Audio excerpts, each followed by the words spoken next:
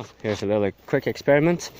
This kind of dried moss turns gray when it's sunny, and what I've tried to do is have an assortment of soups, sauces, dried up that is, some oat pan, if you know where that is, from Latin America, got some corn stuff, ayajo and oyaco, I think it is, and guayabana or something. So yeah, there's miscellaneous stuff here, and it's going to be raining tonight. All this dissolves very readily in water, so I'm a little bit curious to see what happens. And I'm contrasting it to dried coffee grounds here. And as you can see, it's the same kind of dried up moss.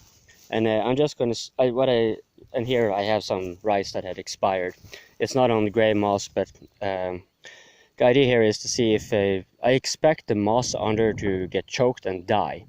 And the coffee ground is supposedly having more nitrogen in it due to the caffeine in it, but this is washed off coffee ground, so there's probably not much nitrogen in it.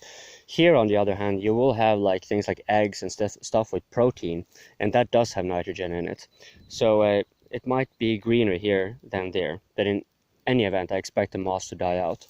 Here, since the rice does have proteins, but I'm not so sure it will do so much. This is ashes that were first, the potash was washed out with hot water, and then most of the calcium was extracted using vinegar. So much of this is still quite acidic, it's still wet, it's hydrophilic, and yeah, you can see it's like clay. It's very dark, it's very soft. I mean, it's really like clay in many respects, and that's because there is still a fair deal of calcium in it. So what will happen when the rain falls on this is that the calcium will start getting leached out, and I should be seeing an effect further down, probably more grass growth, as stuff here dies out and leaves the nitrogen behind. But that remains to be seen. In any event, now I have increased the albedo on this lot. What a nice day. What a lovely day.